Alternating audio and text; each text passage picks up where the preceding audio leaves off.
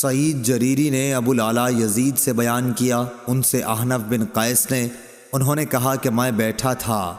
دوسری سند اور امام بخاری نے فرمایا کہ مجھ سے اسحاق بن منصور نے بیان کیا، انہوں نے کہا کہ ہم سے عبدالصمد بن عبد الوارث نے بیان کیا، انہوں نے کہا کہ مجھ سے میرے باپ نے بیان کیا، انہوں نے کہا کہ مجھ سے سعید جریری نے بیان کیا، کہا کہ ہم سے ابو الاعلیٰ بن شخیر نے بیان کیا، ان سے احنف بن قیس نے بیان کیا کہ میں قریش کی ایک مجلس میں بیٹھا ہوا تھا، اتنے میں سخت بال، موٹے کپڑے اور موٹی جھوٹی حالت میں ایک شخص آیا اور کھڑے ہو کر سلام کیا اور کہا کہ خزانہ جمع کرنے والوں کو اس پتھر کی بشارت ہو جو جہنم کی آگ میں تپایا جائے گا اور اس کی چھاتی کی بھٹنی پر رکھ دیا جائے گا جو مونڈھے کی طرف سے پار ہو جائے گا، اور مونڈھے کی پتلی ہڈی پر رکھ دیا جائے گا تو سینے کی طرف پار ہو جائے گا، اس طرح وہ پتھر برابر ڈھلکتا رہے گا۔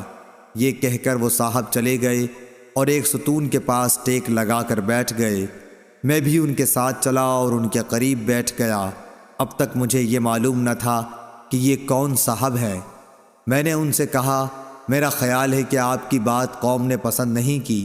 انہوں نے کہا یہ سب تو بے وقوف ہیں۔ صحیح بخاری حدیث نمبر 1407۔